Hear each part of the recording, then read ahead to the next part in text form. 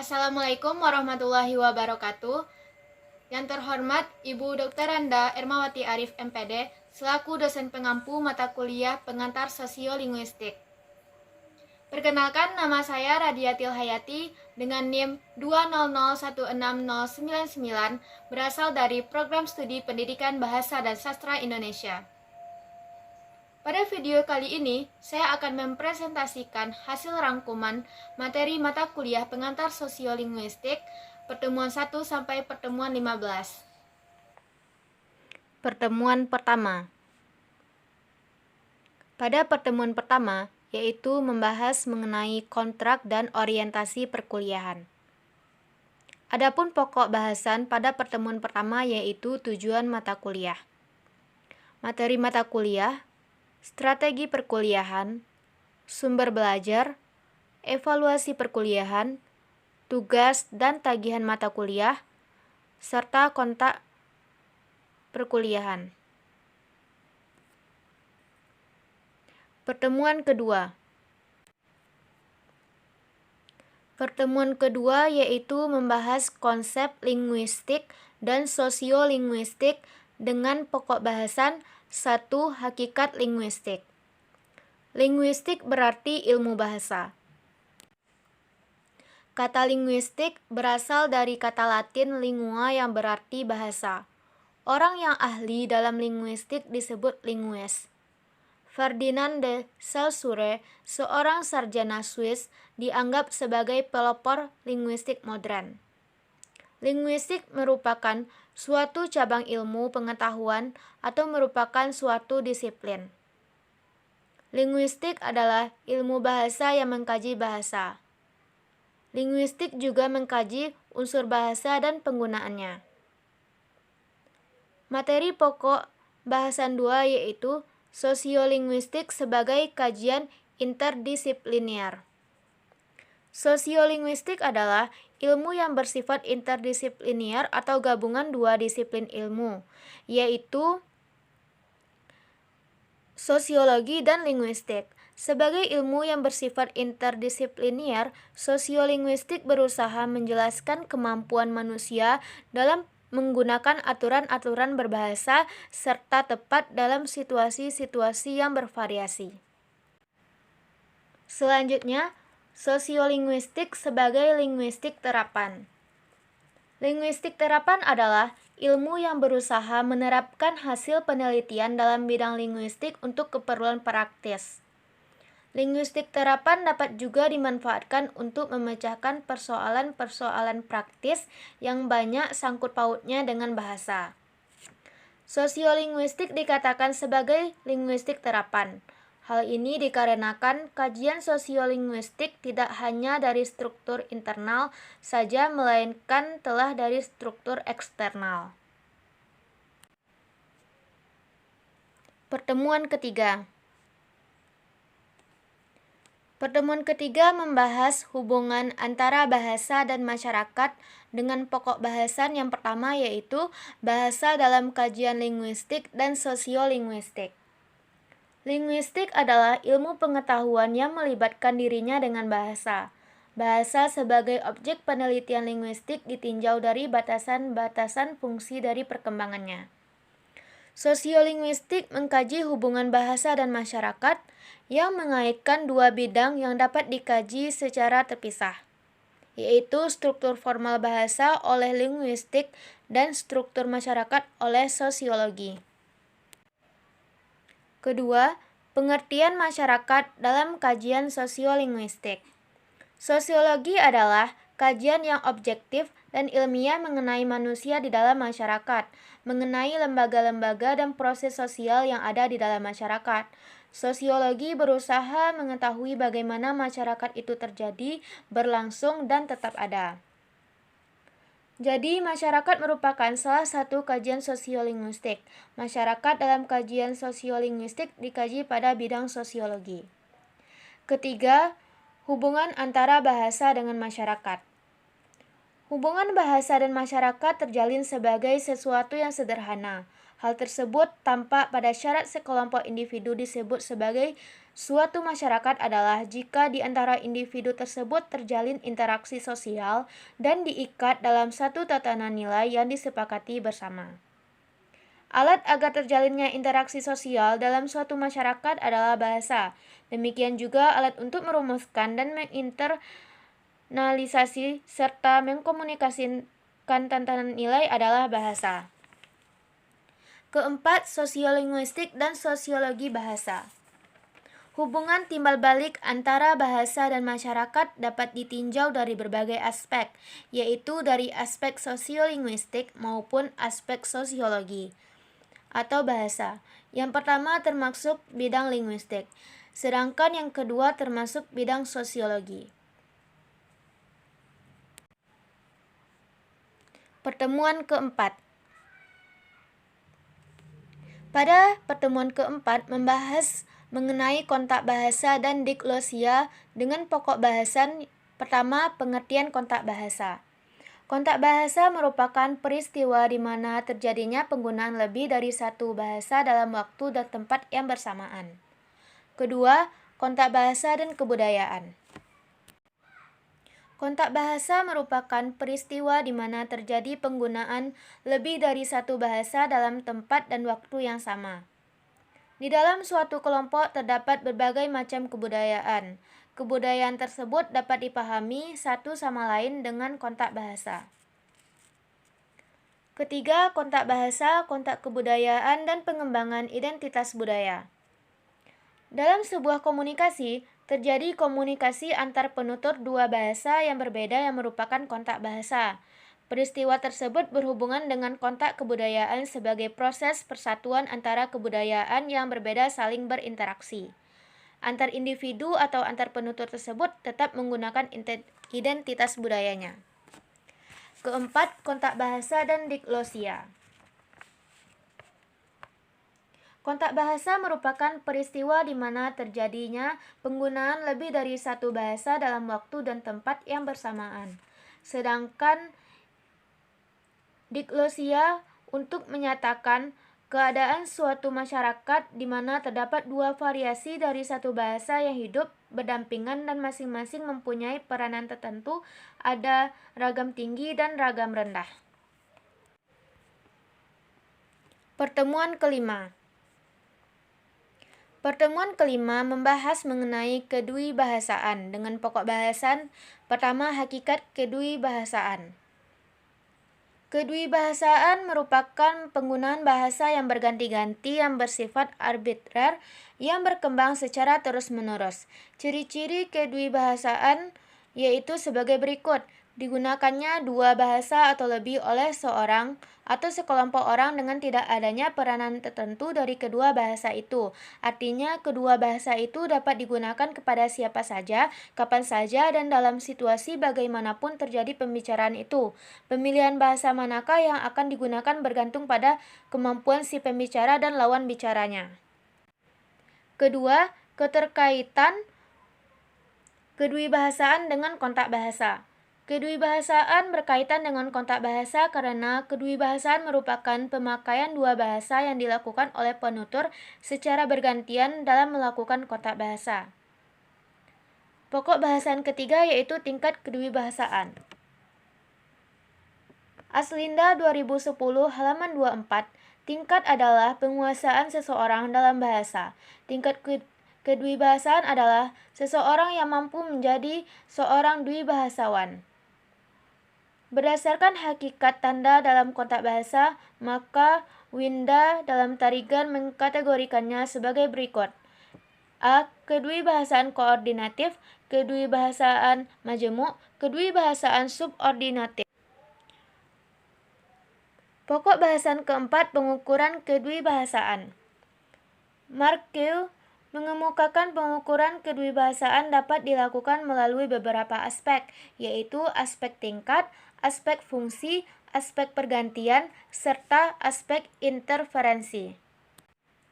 Selanjutnya, efek kedwibahasaan.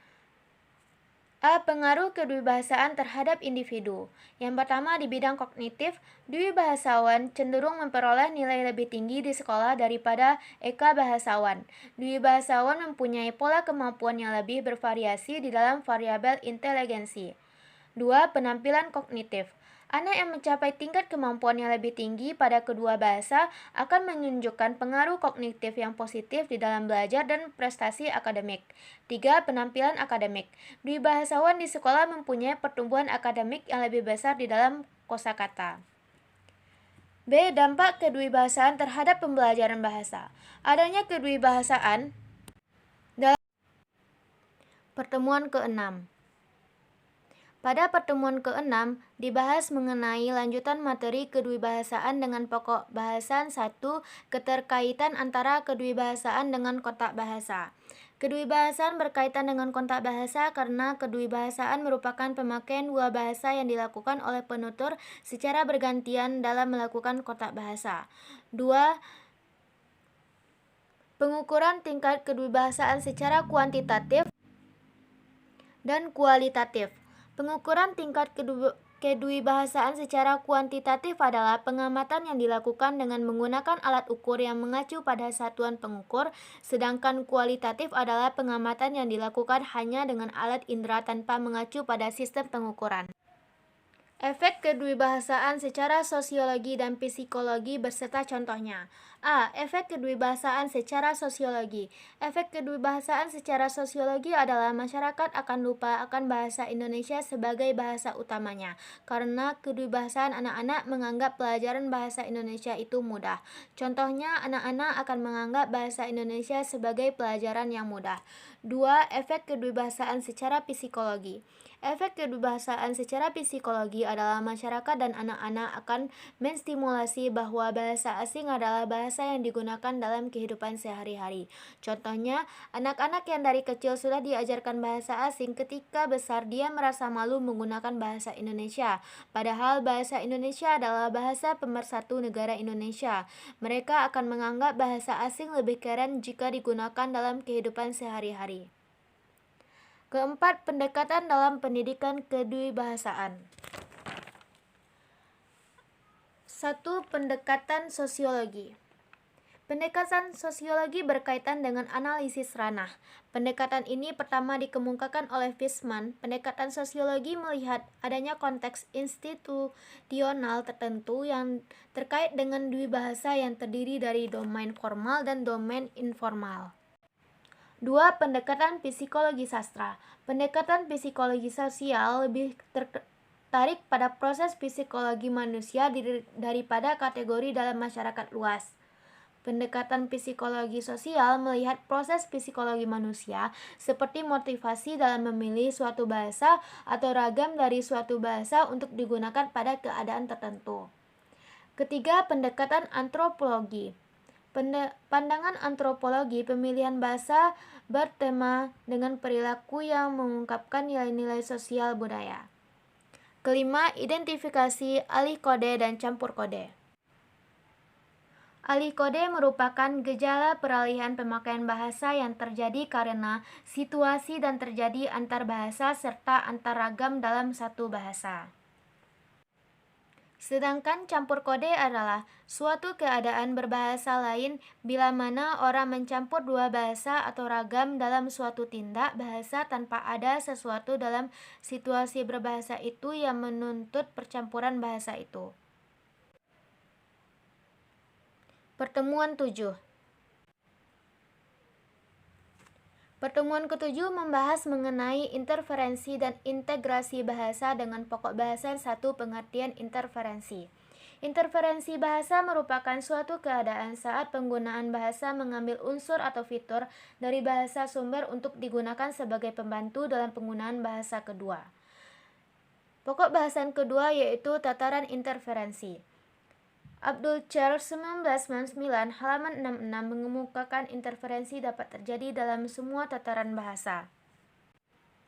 Selain itu, Jendra tahun 1991 halaman 108 membedakan tataran interferensi bahasa menjadi 5 aspek kebahasaan, yaitu interferensi pada bidang sistem tata bunyi, pada tata bentukan kata, pada tata kalimat, pada tata kosakata, pada bidang tata makna. Pokok bahasan ketiga yaitu interferensi bahasa dalam pandangan psikologi behavioral. Prinsip-prinsip yang dikemukakan oleh aliran strukturalisme tentang analisis bahasa mempunyai hubungan erat dengan behaviorisme. Aliran ini menerapkan prinsip-prinsip pembelajaran bahasa sebagai berikut. 1. Pembelajaran bahasa merupakan pemerolehan kebiasaan yang harus dimantapkan dengan pengulangan, latihan, peniruan, dan hafalan. Pokok bahasan keempat, interferensi bahasa dalam pandangan psikologi mentalistik. Psikologi yang mentalistik melakukan aliran yang disebut psikologi kesadaran. Teori mentalistik berbeda halnya dengan teori behavioristik, menganggap bahwa anak yang lahir ke dunia telah membawa kapasitas atau potensi bahasa. Chomsky dari Jowo Wijoyo 2003 mengatakan bahwa bahasa bukan merupakan suatu kebiasaan tetapi merupakan sistem yang diatur oleh seperangkat keteraturan. Chomsky membuat suatu model bagaimana anak belajar tata bahasa. Model tersebut terkenal dengan LAD, Language Acquisition Device, atau program penguasaan bahasa. Materi keempat, integrasi bahasa. Bhatia mendefinisikan integrasi sebagai suatu proses membawa elemen struktural dari bahasa lama ke bahasa baru, sama seperti pengertian dari interferensi. Ahli lain mendefinisikan integrasi sebagai penggunaan fitur-fitur dari milik suatu bahasa, seolah-olah bahasa itu adalah bagian dari bahasa yang digunakan. Pertemuan ke-8. Pertemuan ke-8 membahas mengenai implikasi interferensi dan integrasi bahasa dalam pembelajaran bahasa Indonesia dengan pokok bahasan 1. Implikasi interferensi. Implikasi interferensi. Sebelum seseorang menguasai dua bahasa atau lebih, yang pertama kali mempengaruhi mendasari bahasa seseorang umumnya adalah bahasa ibu. Dalam pembelajaran bahasa Indonesia, guru menggunakan bahasa ibu ketika memberikan pertanyaan, penegasan penjelasan materi bahasa Indonesia. Penggunaan bahasa ibu bertujuan untuk memberi contoh atau memperjelas bahasa bahan pelajaran yang sedang diberikan. Selain itu, sebagai peserta didik tetap terbiasa menggunakan bahasa pertama yang juga sering disebut sebagai bahasa ibu dalam komunikasi di lingkungan formal, maka sulit bagi guru menggunakan bahasa Indonesia sebagai bahasa pengantar dalam penyampaian materi pelajaran dalam pelajaran bahasa Indonesia. Kedua, tataran interferensi. Salah satu tataran interferensi pada pembelajaran bahasa Indonesia adalah interferensi pada tata kalimat. Contohnya, ibu akan melaksanakan exam minggu depan di kelas ini mengenai kalimat efektif. Interferensi sintaksis terjadi saat penutur menggunakan unsur bahasa lain ke dalam pembentukan kalimat dalam bahasa Indonesia. Unsur-unsur bahasa yang dimaksud dapat berupa kata, frasa, ataupun klausa. Ketiga, interferensi bahasa dalam pandangan psikologi behavioral. Dalam pandangan psikologi behavioral, interferensi bahasa pertama harus hati-hati digunakan dalam berbahasa. Implikasi teori ini pada pembelajaran bahasa adalah guru harus berhati-hati dalam menggunakan bahasa ibunya dalam pembelajaran bahasa Indonesia. Keempat, interferensi bahasa dalam pandangan psikologi mentalistik. Psikologi mentalistik melakukan aliran yang disebut psikologi kesadaran. Implikasi interferensi bahasa dalam pandangan psikologi mentalistik adalah dalam pembelajaran bahasa Indonesia, guru menyadari bahwa ia menggunakan bahasa ibu selain bahasa Indonesia dalam pembelajaran. Penggunaan bahasa ibu tersebut bertujuan agar siswa menjadi lebih mengerti terhadap materi yang telah disampaikan, karena tidak semua siswa bisa mengerti dengan baik penggunaan bahasa Indonesia. Kelima, integrasi bahasa. Menurut Jar dan Agustina, dalam proses integrasi terjadi sebuah penggunaan unsur-unsur bahasa ke dalam bahasa lain. Namun karena sudah dianggap menjadi bagian dari bahasa lain tersebut, maka tidak lagi dianggap sebagai unsur pinjaman. Pertemuan ke-9, UTS. Pertemuan ke-10. Pada pertemuan ke-10 membahas mengenai variasi bahasa dengan pokok bahasan 1 konsep dasar tentang variasi, ragam, langgam, laras, dan bahasa. A. Variasi. Menurut Udin Widampranta mengartikan variasi sebagai keanekaragaman yang membuat sesuatu tidak monoton. Variasi dapat berwujud perubahan atau perbedaan yang sengaja diciptakan untuk memberikan kesan unik bagi masing-masing. Kedua, ragam. Menurut Kamus Besar Bahasa Indonesia, arti kata ragam adalah lagu langgam. Arti kata lainnya dari ragam adalah laras. Ketiga, langgam. Langgam merupakan ragam bahasa menurut sikap penutur dan jenis penuturnya. Selanjutnya, bahasa. Menurut Krida Laksana tahun 1923, bahasa adalah sistem lambang bunyi yang arbitrer yang digunakan oleh anggota kelompok sosial untuk bekerja sama, berkomunikasi, dan mengidentifikasi. Kedua, sumber pencetus variasi bahasa. Variasi bahasa disebabkan oleh adanya kegiatan interaksi sosial yang dilakukan oleh masyarakat atau kelompok yang sangat beragam dan dikarenakan oleh penuturnya atau kelompok yang sangat beragam dan dikarenakan setiap kegiatan menyebabkan keragaman bahasa.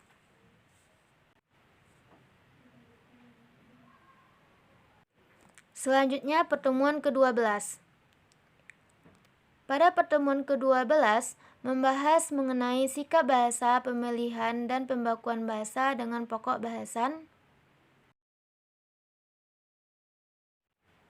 Selanjutnya, pertemuan ke-11.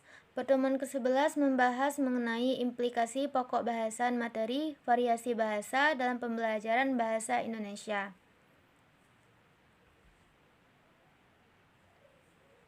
Implikasi konsep dasar tentang variasi, ragam, langgam, laras, dan bahasa. Variasi. Implikasi variasi dalam pembelajaran bahasa Indonesia adalah di dalam kelas seorang siswa menggunakan kata saya dan aku dalam kehidupan sehari-hari. Kata aku digunakannya untuk mengkomunikasikan dalam kelompok sosial yang tidak formal, sedangkan kata saya digunakan untuk mengkomunikasikan secara formal seperti di sekolah ketika proses pembelajaran, terkhusus pembelajaran bahasa Indonesia. Kedua, ragam. Implikasi ragam dalam pembelajaran bahasa Indonesia adalah pada pembelajaran guru menggunakan bahasa yang berbeda-beda, baik itu bahasa pertama atau bahasa kedua, ibu guru dan siswa. Ragam bahasa dipakai sesuai dengan topik pembicaraan. Ketiga, langgam. Implikasi langgam pada pembelajaran bahasa Indonesia adalah seorang siswa akan bertutur dalam proses pembelajaran secara tanpa sadar mengikuti cara bertuturnya sehari-hari. Dia akan berinteraksi berdasarkan kebiasaan sikapnya di masyarakat dan jenis pemakaian kata yang digunakannya. Keempat, bahasa. Implikasi bahasa dalam pembelajaran bahasa Indonesia adalah guru menyampaikan materi dengan berbahasa Indonesia. Kedua, implikasi variasi bahasa. Implikasi variasi bahasa pada pembelajaran bahasa Indonesia adalah pada lingkungan sekolah siswa, guru, dan masyarakat sekitar berasal dari beragam budaya, sehingga setiap kegiatan akan terjadi keragaman bahasa. Ketiga, implikasi kajian tentang variasi bahasa dalam linguistik umum dan interdisipliner keilmuan lainnya. 1. Kajian variasi bahasa dalam linguistik umum. Variasi bahasa yang digunakan oleh siswa dalam pembelajaran bahasa Indonesia mengalami proses yang lambat seiring berjalannya waktu. Ada yang berdasarkan daerah asal siswa tersebut, kelompok sosialnya, dan zamannya. Kedua, kajian historis komparatif. Di dalam suatu sekolah, terdapat siswa dari berbagai macam daerah. Oleh karena itu, bahasa yang digunakannya juga berbeda-beda, seperti siswa yang berasal dari Medan yang bersekolah di Jakarta. Tempat siswa lain ia akan fasih berbicara dengan bunyi bahasa atau logat Jakarta. Ketiga, kajian dialektologi. Dua orang siswa yang berasal dari daerah yang berbeda dalam proses pembelajaran bahasa Indonesia, mereka menggunakan dialek yang sesuai dengan ciri dan unsur dialeknya masing-masing. Keempat, kajian sosiolinguistik. Seorang siswa di sekolah menggunakan bahasa yang berbeda-beda di lingkungan sosialnya berdasarkan situasi sosial dan fungsi sosial yang harus dipenuhinya. Keempat, implikasi pengklasifikasian variasi bahasa. 1. Variasi bahasa dari segi penutur. Siswa merupakan seorang penutur. Seorang penutur harus dapat membedakan kelompok kita bertutur, kelompok sosial mitra tutur, status, golongan, dan kelas sosial diri kita sebagai penutur. Sebagai seorang siswa, kita tentu memahami apa-apa yang harus diketahui ketika bertutur, karena dapat membantu berlangsungnya pembelajaran bahasa. 2. Variasi bahasa berdasarkan tingkat golongan, status, dan kelas sosial. Seorang siswa yang sedang duduk-duduk melontarkan kata-kata tidak sopan di dalam kelas pada saat pembelajaran bahasa Indonesia. Ketiga, variasi bahasa dari segi pemakaian. Seorang siswa sedang belajar bahasa Indonesia diminta untuk menulis sebuah cerpen oleh gurunya. Keempat, variasi bahasa dari segi sarana. Ana dan Ani mengikuti lomba dalam acara memperingati lomba bulan bahasa. Ana mengikuti lomba menulis cerpen, sementara Ani mengikuti lomba baca puisi. Dalam hal ini, Ana menggunakan ragam bahasa tulis, sementara Ani menggunakan ragam bahasa lisan. Selanjutnya, pertemuan ke-12. Pada pertemuan ke-12, membahas sikap bahasa, pemilihan, dan pembakuan bahasa dengan pokok bahasan 1. Sikap bahasa. Sikap bahasa merupakan reaksi penilaian terhadap bahasa tertentu. Sikap bahasa adalah posisi mental atau perasaan terhadap bahasa sendiri atau orang lain. Kedua, pemilihan bahasa.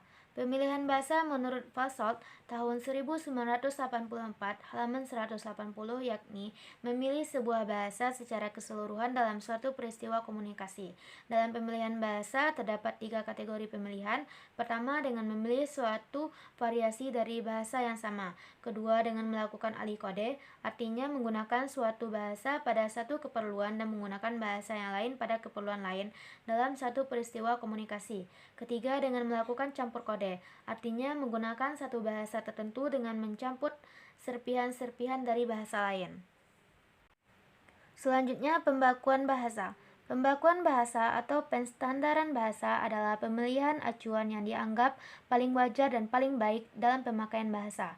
Pembakuan bahasa adalah proses pemilihan salah satu ragam bahasa menjadi ragam bahasa resmi sebagai tolak ukur penggunaan bahasa yang baik dan benar dengan usaha dan pengembangan yang tidak henti. Pembakuan bahasa memilih fungsi A. Efisiensi dan efektivitas komunikasi, B. Integrasi masyarakat budaya, C. Pembinaan bahasa nasional.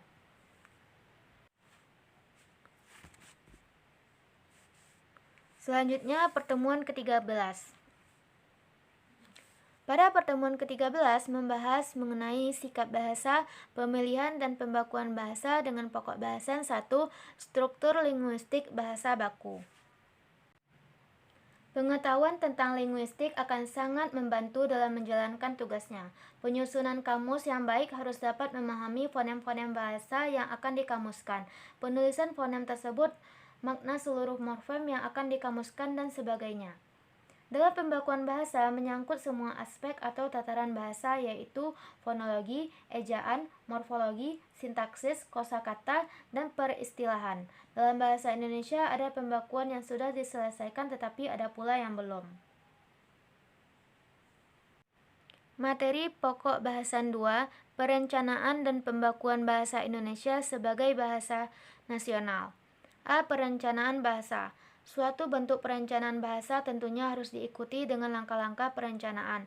Ada 3 dimensi langkah-langkah perencanaan bahasa meliputi 1. Corpus planning, yaitu mengacu pada interferensi terhadap suatu bahasa. Hal ini mungkin diperoleh dengan cara menciptakan kosakata baru, memodifikasi yang lama, dan menyeleksi bentuk-bentuk alternatif. Kedua, status planning, yaitu mengacu pada usaha-usaha untuk mempengaruhi pengalokasian fungsi-fungsi suatu bahasa di dalam suatu komunikasi bahasa.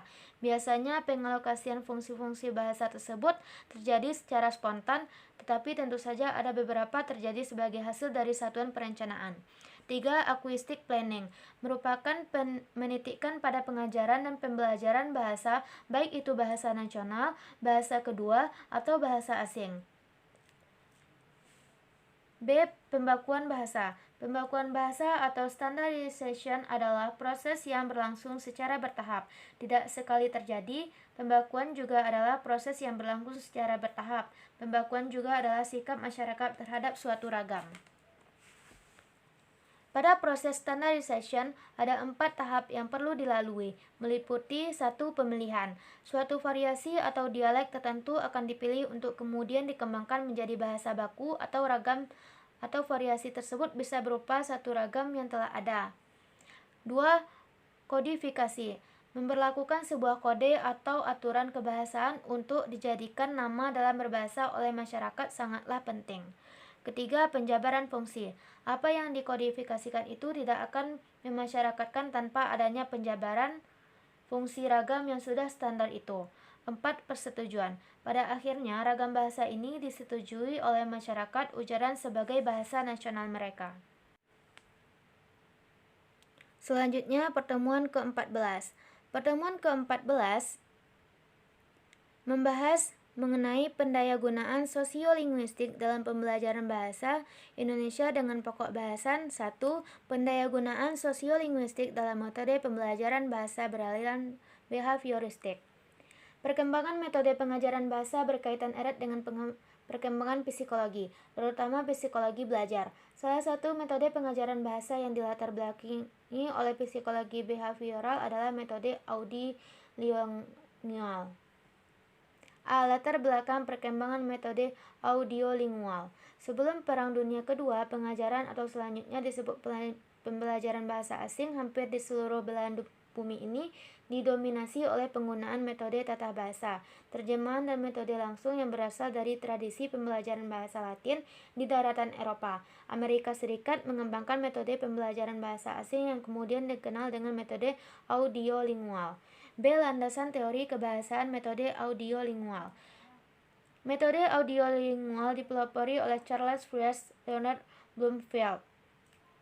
Linguistik struktural juga diawali oleh tradisi metodologi antropologi yang berkembang pesat pada masa itu, juga memiliki pengetahuan yang memadai di bidang antropologi. Pendeskripsian bahasa secara struktural juga dikenal sebagai suatu aliran tata bahasa deskriptif, lawan dari tata bahasa preskriptif. Nuansa sosiolinguistik dalam penerapan metode audiolingual. Metode audiolingual sangat dipengaruhi oleh psikologi behavioristik. Psikologi behavioristik memandang manusia sebagai organisme yang pasif yang dikuasai oleh stimulus-stimulus yang terdapat dalam lingkungannya. Penggunaan metode audiolingual memanfaatkan butir-butir sosiolinguistik untuk membersihkan dan mengobati bahasa siswa dari pengaruh bahasa pertama atau bahasa ibu. Materi pokok bahasan kedua yaitu pendayagunaan sosiolinguistik dalam metode pembelajaran bahasa beraliran mentalistik. Keberatan utama penganjur psikologi mentalistik adalah teori-teori behavioral bersifat mekanistis, padahal kondisi psikis manusia dalam perkembangan tidak akan pernah menyerupai peralatan mekanis. Dalam pandangan penganjur psikologi mentalistik, teori-teori behavioral bersifat steril atau laboratoris, sementara dalam kenyataannya, psikis manusia dipengaruhi oleh hal-hal nyata yang kompleks dalam konteks kehidupannya. Salah satu metode pembelajaran bahasa yang didasari atas psikologi mentalistik adalah metode komunikatif yang dikenal juga sebagai pendekatan komunikatif. Secara mendasar, selain dipengaruhi oleh psikologi mentalistik, pendekatan komunikatif ini juga didasarkan atas linguistik transformasional yang dipelopori oleh Noam Chomsky. Pada pertemuan ke-15 membuat skenario pembelajaran dan RPP.